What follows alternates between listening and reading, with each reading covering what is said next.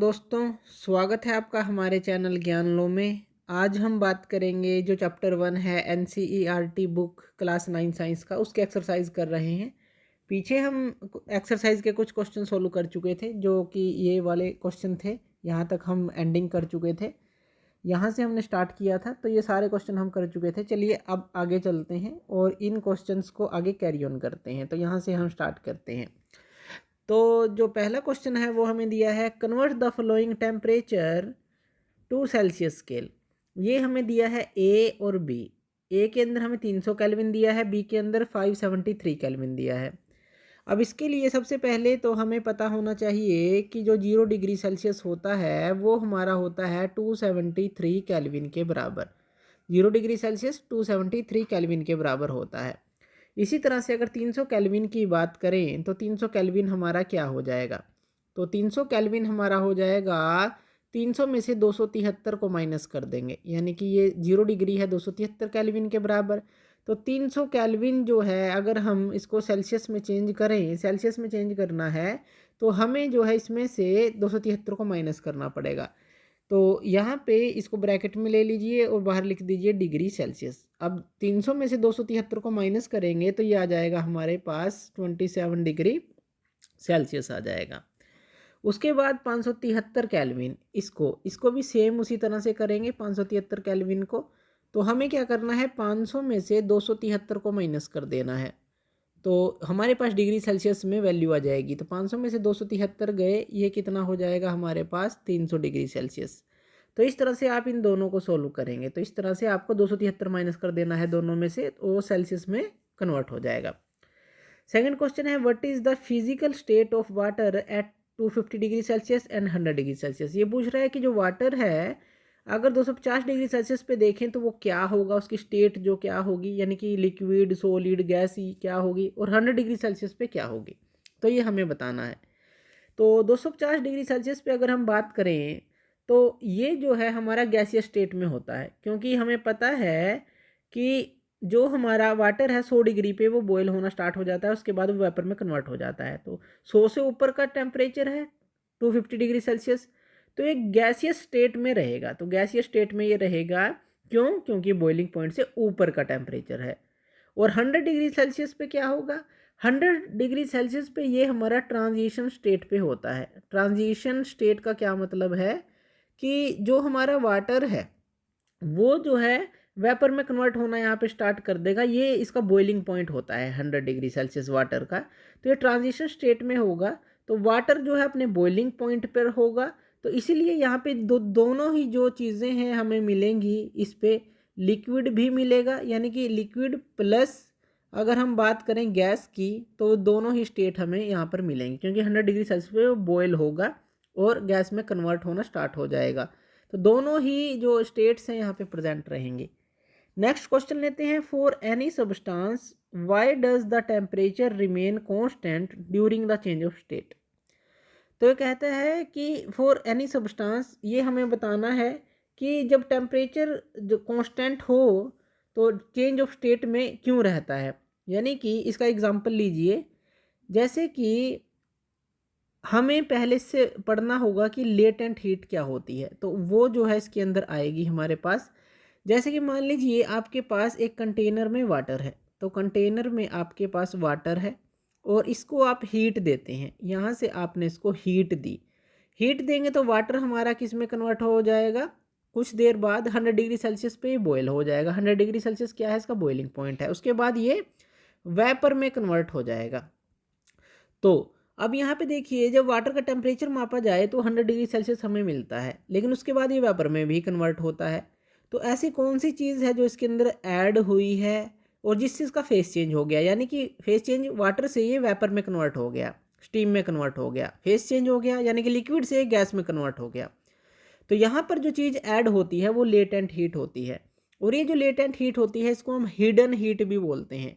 Hidden heat क्यों बोलते हैं, क्योंकि ये जो है टेम्परेचर पे यहाँ पे कोई फ़र्क नहीं पड़ता, एकदम से ही वेपर में कन्वर्ट हो जाता है।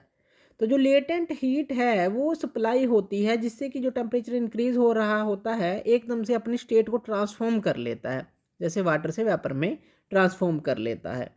तो ये जो है इसी कारण से हम कहते हैं कि जो टेम्परेचर है कांस्टेंट रहता है। कब? Why does the temperature remain constant during the change of state. यहाँ पे लिखा गया है during the change of state, यानी कि वाटर से वो वेपर में कन्वर्ट हुआ, यहाँ पे स्टेट चेंज हुई, एक से वो दूसरी स्टेट में गई, तो यहाँ पे लेटेंट हीट ऐड हो गई, जिससे कि कोई टेम्परेचर में फ़र्क नहीं पड़ा। तो लेटेंट हीट क्या है? हमने जाना कि हिडन हीट है, जो कि इसके टेम्परेचर में फ़र्क नहीं डालती, सिर्फ यहीं पे एकदम से फेस चेंज हो जाता है, या कहें कि स्टेट का चेंज हो जाता है। तो इसका आंसर ये रहेगा, लेटेंट हीट के कारण ये सब होता है। नेक्स्ट क्वेश्चन है, suggest a method to liquefy atmosphere gases. Atmosphere gases को आप लिक्विड में कैसे चेंज कर सकते हैं, यानी कि लिक्विफाई कैसे कर सकते हैं एक तरह से। तो ये इसके आप दो तरीके से कर सकते हैं, या तो आप प्रेशर को इंक्रीज़ कर दें या फिर आप टेम्परेचर को डिक्रीज़ कर दें, ये दोनों ही मेथड हैं। अब देखिए, मान लीजिए आपके पास एक कंटेनर है और यहाँ पे गैस है, यहाँ पे क्या है, मान लीजिए यहाँ पे गैस है, और इसके ऊपर जो है आप प्रेशर को बढ़ा दें। अगर आप प्रेशर, जैसे कि घरों के अंदर एलपीजी को आप हाई प्रेशर पे सिलेंडर में डालते हैं, तो वो लिक्विड की तरह हो जाती है। तो यहाँ पे क्यों? क्योंकि इसका जो इंटरमोलिकुलर स्पेस है वो कम हो जाता है, एक दूसरे के पास आ जाते हैं इसके मोलिक्यूल, जिससे कि गैस जो है लिक्विड के अंदर लिक्विड की तरह वो हमें जो है दिखती है, या उसकी तरह एक्ट करने लग जाती है। तो या तो आप प्रेशर को बढ़ा दें, इसी तरह से अगर आप टेम्परेचर को कम करते हैं, फिर भी जो मोलिक्यूल है उनकी जो मूवमेंट है कम हो जाती है और वो पास आ जाते हैं। तो इसी तरह से दोनों ही मेथड हैं, या तो आप प्रेशर को बढ़ा दें या फिर आप टेम्परेचर को घटा दें। दोनों ही मेथड से जो आप है इस जो लिक्विफाई कर सकते हैं गैसेस को, तो दोनों ही मेथड आप इसके अंदर ले सकते हैं। चलिए नेक्स्ट क्वेश्चन देखते हैं। Why does a desert cooler cool better on a hot dry day. यानी कि एक जो डिज़र्ट कूलर होता है, कूलर होते हैं जो गर्मी में, तो हॉट अगर ड्राई डे हो, ड्राई डे का मतलब क्या है, ज़्यादा मॉइस्चर ना हो, कम मॉइस्चर हो, तो उसके दौरान वो अच्छा कूलिंग करता है। तो इसका कारण क्या है? जितना ड्राई होगा जो हमारा आसपास का एटमॉस्फेयर है, उतना ही ज़्यादा इवेपोरेशन होता है। क्यों? क्योंकि वहाँ पर क्या है, वहाँ पर जो हमारे कूलर होता है वो उसके अंदर से मोटर से पानी आता है और पानी गर्म हवा के कांटेक्ट में आता है, जिससे कि उसके अंदर इवेपोरेशन हो जाता है, और इस इवेपोरेशन के कारण क्या होता है, कूलिंग होती है। तो इसी इवेपोरेशन के कारण क्या है, कूलिंग होती है। इसीलिए जो डिज़र्ट कूलर होता है वो हॉट ड्राई डे में, जितना ड्राई होगा, मॉइस्चर कम होगा, उतना ज़्यादा इवेपोरेशन हो जाता है जो कूलर की पैड्स होती हैं उनसे। तो उससे क्या है, इवेपोरेशन होता है और कूलिंग होती है। इवेपोरेशन कारण होता है कूलिंग का, ये भी जानेंगे नेक्स्ट क्वेश्चन में। Why does the water kept in an earthen pot, जिसको हम मटका बोलते हैं, मटके के अंदर जो पानी है वो ठंडा कैसे हो जाता है समर के दौरान, गर्मियों के दौरान? तो इसका कारण भी क्या है, इसका कारण भी हमारे पास इवेपोरेशन ही होता है। अब वो कैसे? अब देखिए, जो मटका होता है, अर्थन पोट जो होता है जिसको हम बोल रहे हैं, उसके अंदर जब आप वाटर को डालते हैं तो यहाँ पे इसके अंदर छोटे छोटे पोर्स होते हैं, क्योंकि मिट्टी का बना होता है तो छोटे छोटे पोर्स इसके अंदर होते हैं। और जैसे ही ये गर्म, यानी कि गर्मी में, गर्मी के आसपास के कांटेक्ट में आता है, तो यहाँ से जो वाटर है इन पोर्स के पास आता है और यहाँ से वाटर जो है इवेपोरेट होता है। तो यहाँ से इवेपोरेशन होगा, और ये जो इवेपोरेशन होता है, ये जो इसको कुछ एनर्जी चाहिए जो कि वो वाटर से ले लेता है। तो जब इवेपोरेशन होता है तो वो वाटर से उसको ले लेता है, तो उसके कारण क्या होता है, जो वाटर अपनी एनर्जी दे देता है, जिससे कि वाटर जो है ठंडा होने लग जाता है। तो इसका कारण ये रहता है इवेपोरेशन। इवेपोरेशन, उसको एनर्जी चाहिए, एनर्जी वो वाटर से लेगा और वाटर हमारा ठंडा हो जाएगा, क्योंकि वो एनर्जी अपनी छोड़ रहा है। तो इसलिए जो इवेपोरेशन है, हमने ऊपर भी देखा, ये कूलिंग का कारण बनता है। नेक्स्ट क्वेश्चन देखते हैं। Why does our palm feel cold when we put some acetone और पेट्रोल और परफ्यूम ऑन इट। यानी कि जब हम अपनी हथेली पर पेट्रोल गिराते हैं, एसीटोन गिराते हैं या कोई परफ्यूम गिराते हैं, तो वो ठंडी हो जाती है, ठंडी फील होती है। क्यों? क्योंकि देखिए, जब भी आप अपनी हथेली पर, आपकी हथेली है उस पर कोई आपने बूंद गिराई, मान लीजिए पेट्रोल की बूंद गिराई आपने, तो ये जो पेट्रोल है एकदम से ये वोलेटाइल होता है। वोलेटाइल यानी कि एकदम से इवेपोरेट हो जाता है। जब ये इवेपोरेट होता है, यानी कि ये पाल्म की एनर्जी लेगा, ये मान लीजिए आपकी हथेली है, ये पाल्म की एनर्जी लेगा। जैसे ही वो इवेपोरेट होगा पाल्म की एनर्जी लेके, तो हमें हथेली अपनी ठंडी लगने लग जाती है। तो इसीलिए जो है इवेपोरेशन होता है, उसके कारण से जो है वो हमारी पाल्म की एनर्जी लेता है, जिससे कि हमारी जो पाल्म है ठंडी हमें महसूस होती है। तो उसका कारण भी evaporation.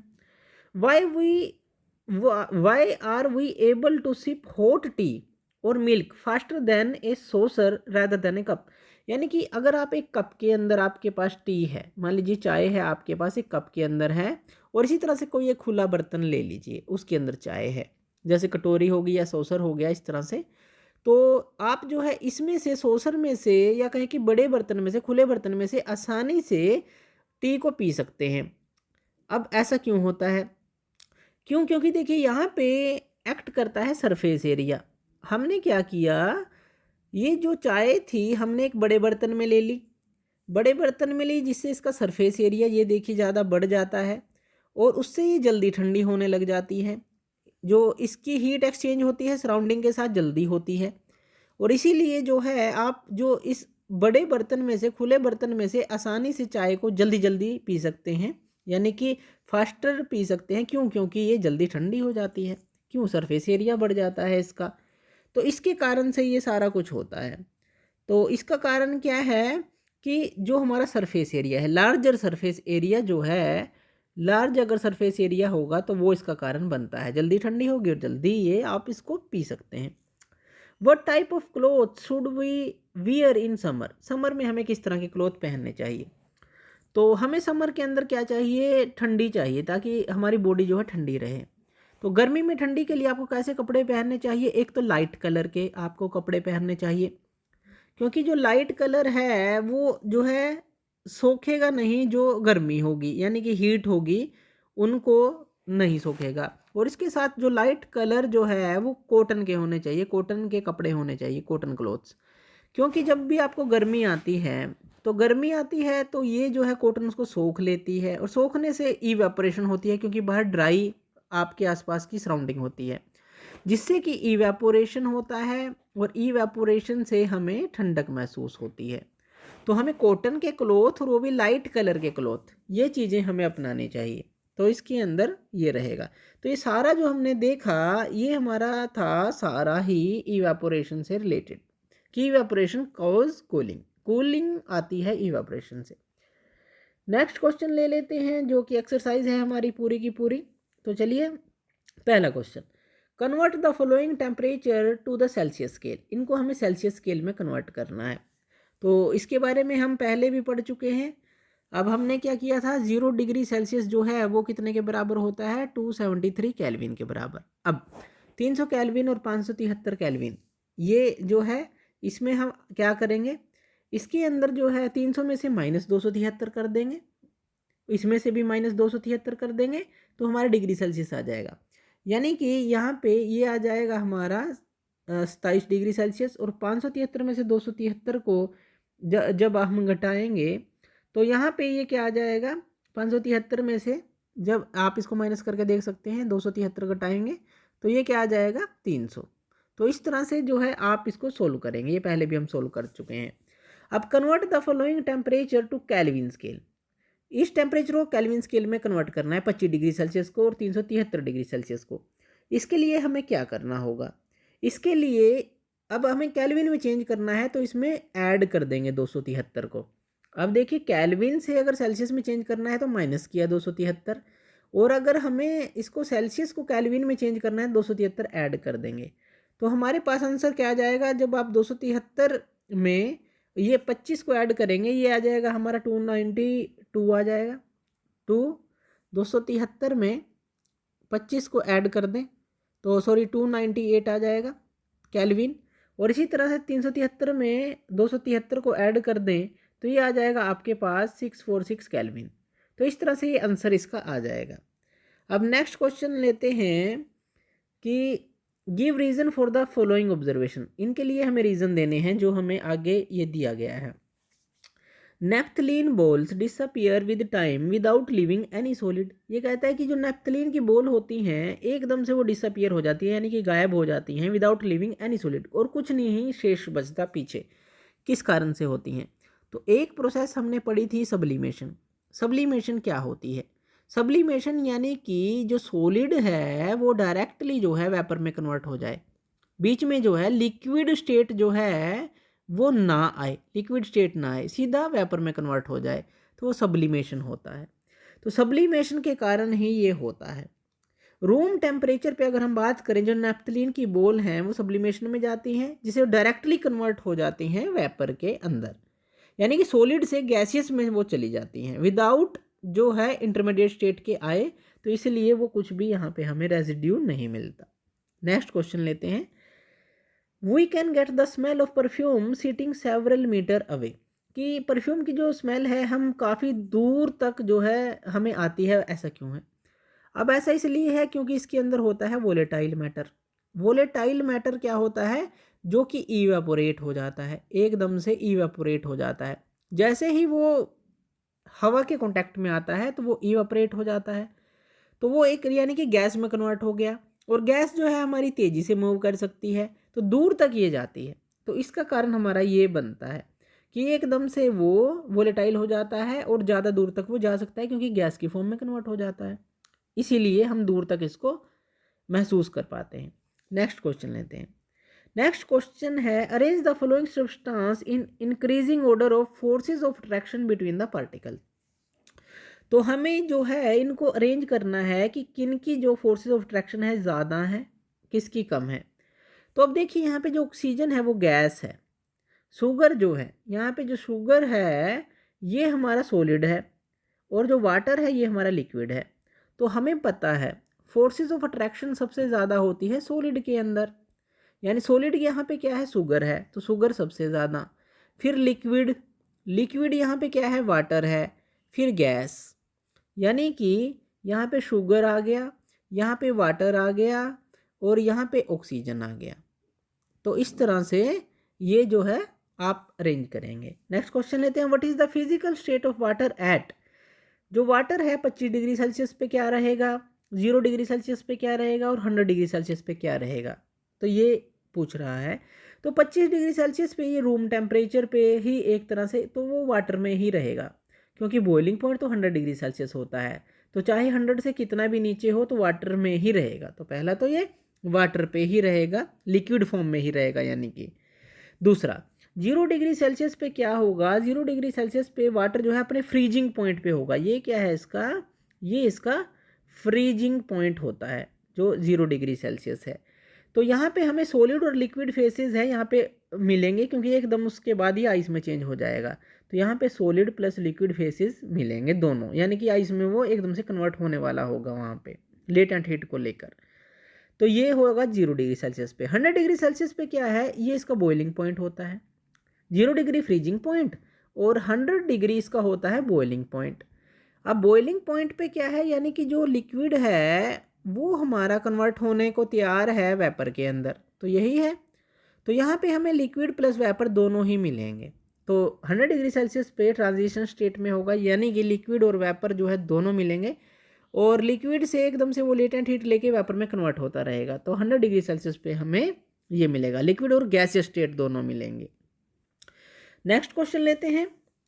Give 2 reason to justify water at room temperature is a liquid. तो ये हमें देना है। अब देखिए रूम टेम्परेचर पे वाटर लिक्विड क्यों होता है? जैसे कि हमने ऊपर देखा कि 0 डिग्री पे फ्रीजिंग पॉइंट है और 100 डिग्री पे बॉइलिंग पॉइंट है, तो इनके बीच में कोई भी टेम्परेचर हो वो लिक्विड ही रहेगा। सिंपल सी बात है, क्योंकि ना तो वो फ्रीजिंग पॉइंट पर है ना वो बॉइलिंग पॉइंट पे है, तो इसीलिए वो लिक्विड रहता है। तो ये तो हम देख ही चुके हैं। दूसरा, एन आयरन अलमीरा is a solid at room temperature. ये कहता है कि आयरन अलमीरा जो है, लोहे की अलमारी जो होती है, वो रूम टेम्परेचर पे सॉलिड ही क्यों रहती है? क्योंकि अगर हम देखें इसका मेल्टिंग जो पॉइंट है, अब कोई भी सॉलिड है तो उसका जो मेल्टिंग पॉइंट होता है वो कुछ ना कुछ तो होगा। अब इसका जो मेल्टिंग पॉइंट है आयरन का, अगर हम देखें तो ये लगभग जो है 1500 से अबूव ही होता है, 1500 डिग्री से अबूव ही होता है। अब रूम टेम्परेचर तो काफ़ी कम होता है, तो ये तो मेल्ट कर नहीं सकता, बहुत ज़्यादा टेम्परेचर है। और यानी कि कम टेम्परेचर पे क्या होगा? उसके जो मॉलिक्यूल हैं आपस में जुड़े रहेंगे, अच्छी तरह से जुड़े रहेंगे, क्योंकि काफ़ी कम टेम्परेचर है, तो इसलिए वो सॉलिड रहता है। सिंपल सी बात है कि 20 से 25 डिग्री सेल्सियस पे आयरन अलमीरा सॉलिड रहेगी, क्योंकि रूम टेम्परेचर है, और इसका जो मेल्टिंग और जो बॉइलिंग पॉइंट है वो जो है काफ़ी ज़्यादा होते हैं, 1500 से ऊपर और 2800 से ऊपर जो अगर उसका बॉइलिंग पॉइंट देखें तो इतने होते हैं, तो इसलिए सॉलिड रहता है। नेक्स्ट क्वेश्चन लेते हैं, why is ice at 273 kelvin, कि 273 केल्विन टेम्परेचर दिया है, वहाँ पे जो बर्फ़ है वो मोर इफेक्टिव होगी, यानी कि वो ज़्यादा इफेक्टिव होगी, वो ज़्यादा कूलिंग करेगी, किससे, अगर वाटर को हम सेम टेम्परेचर पर रखें। तो देखिए क्या होगा यहाँ पे, वाटर से आइस कब बनती है, वाटर से आइस बनती है जब वाटर लेटेंट हीट ले लेता है, तभी तो फेस चेंज होगा। लेटेंट हीट जब वो ले लेता है तो आइस बन जाती है, यानी कि आइस के अंदर कोई एक एक्स्ट्रा हमारे पास एनर्जी है। और वाटर अगर उसी टेम्परेचर पे है, यानी कि 0 डिग्री सेल्सियस पे मान लीजिए जो 273 केल्विन हम ले रहे हैं 0 डिग्री सेल्सियस के बराबर है, तो वहाँ पर जो है अगर वाटर है और आइस है, आइस के पास लेटेंट हीट है, तो इसलिए ये ज़्यादा इफेक्टिव होगी। क्यों? क्योंकि इसके पास ज़्यादा एनर्जी है, तो ये जो है ज़्यादा इफेक्टिव होगी क्योंकि इसके पास लेटेंट हीट है और वो उसको छोड़ेगी जैसे ही वाटर में कन्वर्ट होगी। तो इसलिए आइस ज़्यादा इफेक्टिव है वाटर से अगर कंपैरिजन करें सेम टेम्परेचर पर, तो ये कारण इसका होता है। What produce more severe burns boiling water और स्टीम, यानी कि अगर आप बॉइलिंग वाटर आपके हाथ पे मान लीजिए गिर जाता है या स्टीम गिर जाती है, कौन सा ज़्यादा जो है जलन पैदा करेगा, तो वो होता है हमारा स्टीम। इसका कारण भी क्या है, लेटेंट हीट, क्योंकि वाटर जो है 100 डिग्री सेल्सियस पे उसका बॉइलिंग पॉइंट है, लेकिन उससे ज़्यादा अगर एकदम से हीट करेंगे तो फेस चेंज कर जाएगी, यानी कि वो स्टीम में कन्वर्ट हो जाएगी, यानी कि स्टीम के अंदर ज़्यादा हीट है बॉइलिंग वाटर से, तो इसलिए स्टीम जो है ज़्यादा जो है वो आपको सेवर बर्न दे सकती है। तो यहाँ भी लेटेंट हीट ही इसका कारण है। लेटेंट हीट क्या है कि चेंज करना फेस को, चाहे वो सॉलिड से लिक्विड हो, चाहे लिक्विड से गैस हो, चाहे गैस से उल्टा कुछ भी हो, तो वो लिबरेट हो जाएगी। तो इस तरह से लेटेंट हीट वहाँ पे हिडन हीट मानी जाती है। नेक्स्ट क्वेश्चन ले लेते हैं, नेम ABCDEF। अब ये फिगर हमें दी है, यहाँ पे हमें ए ये दिया है, BCDEF ये सारे दिए हैं, इनके नाम देने हैं हमें प्रोसेसेस के, तो क्या क्या नाम रहेंगे वो हमें देखना है। तो चलिए जानते हैं जो ए है। अब यहाँ पे देखिए ये सॉलिड है, ये सॉलिड है और सॉलिड से ये देखिए एरो इस तरफ है और ये लिक्विड में कन्वर्ट हो रहा है। तो जो ए प्रोसेस होगी, ये सॉलिड जब लिक्विड में कन्वर्ट होगा तो इसको हम बोलते हैं मेल्टिंग, यानी कि वो मेल्ट हो रहा है, तो ये मेल्टिंग होगी। जो बी है, अब ये लिक्विड जो है यहाँ गैस में कन्वर्ट हो रहा है बी पे, यानी कि लिक्विड से गैस पे, तो इसको हम बोलते हैं इवेपोरेशन, जब वो लिक्विड गैस में कन्वर्ट होता है। इवेपोरेशन बोल लीजिए या वेपोराइजेशन बोल लीजिए, कुछ भी बोल लीजिए।